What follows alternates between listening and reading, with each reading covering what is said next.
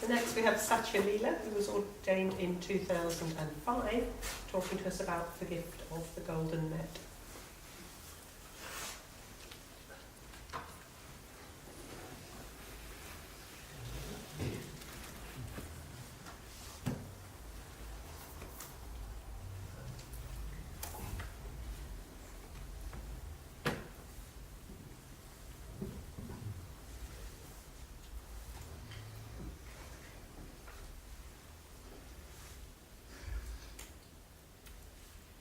My second gift is a golden net.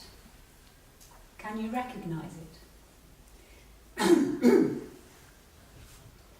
Nope. I definitely couldn't. Not when I started. I'm just going to have some water.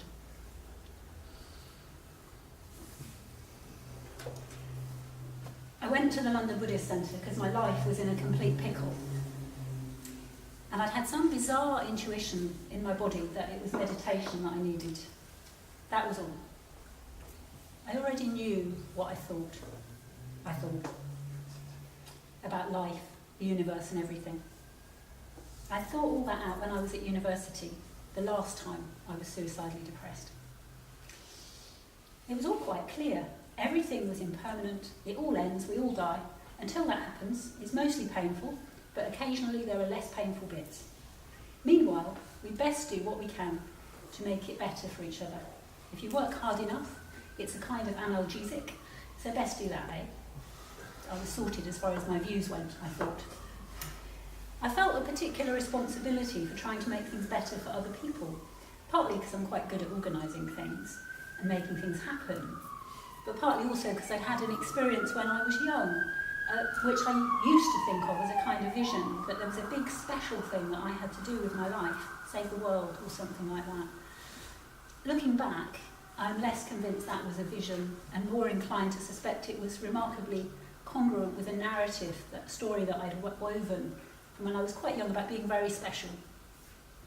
I'm the youngest of 3 by 9 years, and I was spoilt rotten when I was young. I was told I was very special. And I also had this other secret that I've talked to many of you about before, which was that I'd been subject to inappropriate sexual activity from when I was 7, and that was a secret, and I knew I wasn't allowed to talk about it. My bright, quick mind worked out what to do with this, and I came up with a set of views to accommodate that, to explain that, some of the influences from my parents, but I didn't have much to go on, and I had this way of looking at the world which just didn't function. It was a very big view which I lived by for decades. Shreds of it still surface even now when I'm under duress, and they cling around my legs like bits of seaweed or bindweed and trip me up.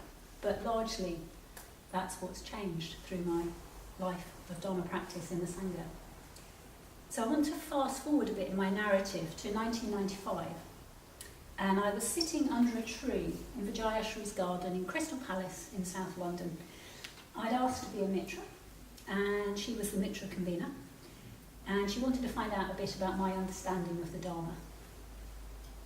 I remember telling her how much I loved and obviously thought I understood the Buddhist teachings on shunyata, often translated as emptiness or voidness.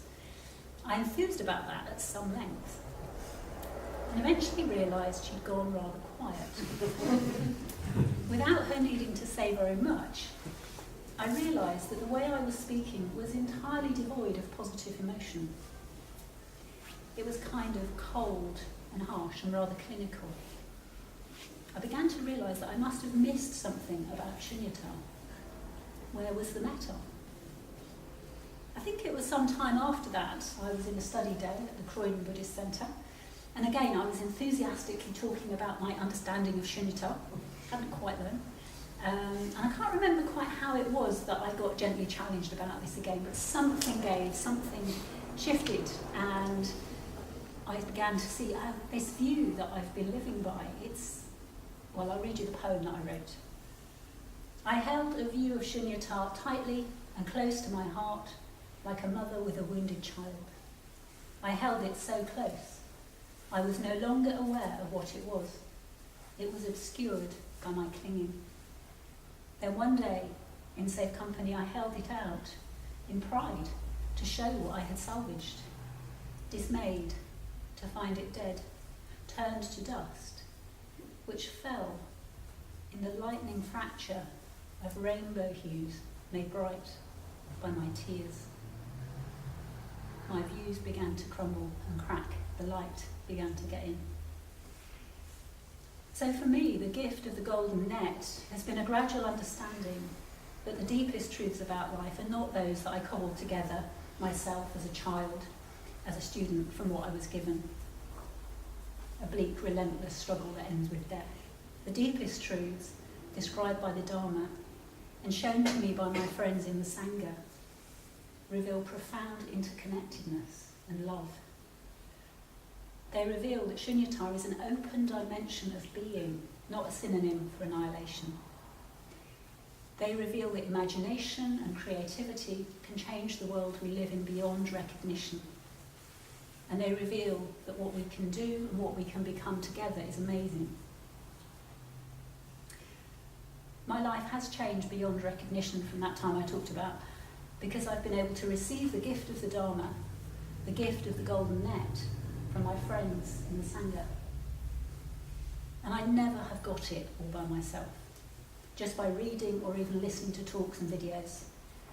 It's needed real human beings, it's needed the Sangha, friends in the Sangha, to come into relationship with me, deeply into relationship, to care for me and to pierce through the very well-defended shell of my own self-protection and concealment.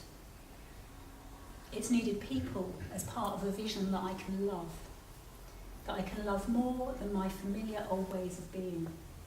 Those old ways of being were painful, but they were familiar, and I derive some sense of safety from their familiarity. So it takes a lot to shift that reliance to a different way of seeing, and it comes about through those personal connections and relationships that we have in the web of the Sangha. There was a tipping point one day in July 1995 when I was on retreat at Rivendell, engaged in intense Dharma study and practice with Saramati. I can't begin to conjure up for you now the extraordinary vision of the breadth and the depth, the sheer multidimensionality of the Dharma which he evoked in us on that retreat, and which somehow through the practice we did together I felt that we kind of embodied. But I can remember very clearly that there was a moment when I sat on a green bench in the garden at Rivendell, and I knew, as much as I ever knew anything, that there wasn't anything I'd ever wanted to do, anything I'd ever wanted to be, that I couldn't do better than as part of the Sangha. I knew that I wanted to devote my life to ask for ordination, to be part of this order, this Sangha.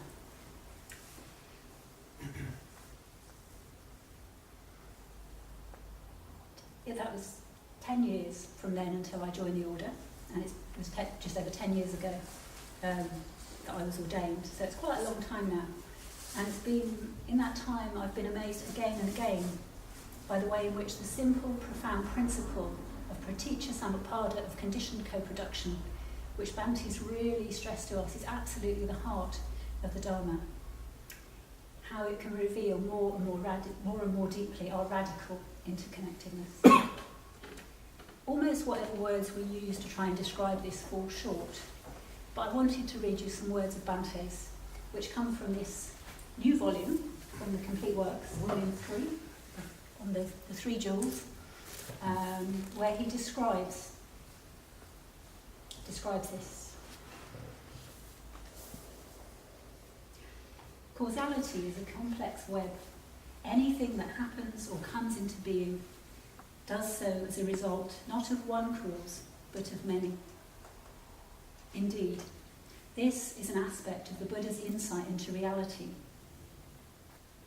If one reflects on the factors that have produced the coming together of any phenomenon, there is simply no end to them.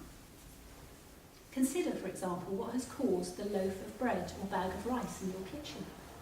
Think of the people involved. What caused them?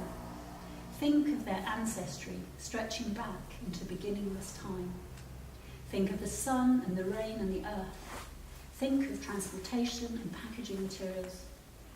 Really, there is nothing and no one who has not been involved in the coming into being in your kitchen of that loaf of bread. This is, incidentally, another way of coming at the truth of anatma, no separate selfhood. And that's the companion teachings to the teaching on Shunyata I was talking about earlier.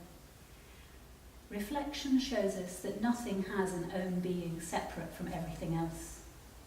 Everything and everyone is interconnected. To illustrate this, Mahayana Buddhism gives us the image of Indra's net, an infinite net of jewels, each of which reflects all the other jewels in the net.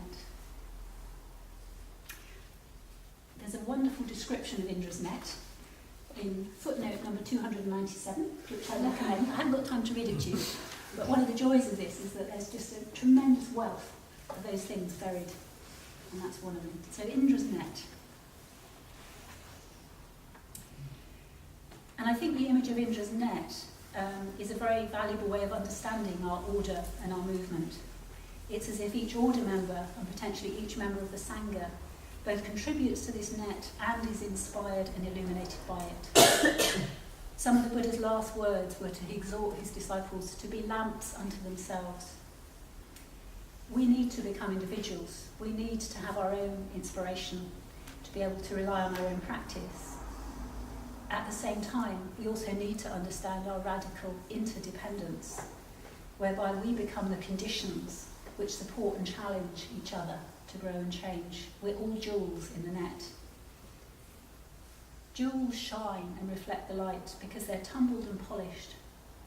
And the Sangha can be like a jewel tumbler which can polish and shine us so that we can let in the light of the Dharma, let it shine ever more clearly through us.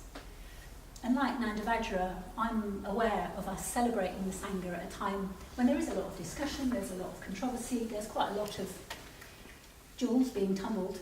And I thought, well, what if this process, this time of controversy we're in at the moment, was just the jewel tumbler at work, tipping and polishing us up, not without bumps, but so that each jewel in this net of Indra, which is our interconnected order and Sangha, grew better able to reflect all the others. And what if that process of tumbling and tipping and polishing was happening in a perfectly timely manner, while at the moment we still have the chief jewel, Sangharakshita, with his maybe unique capacity to reflect the Dharma in all the others. And what about if this tumbling, tipping, polishing process was effective, so that when we don't have the chief jewel with us any longer, we actually all begin to be able to do this for ourselves, to let the light of the Dharma shine through us for the sake of all beings.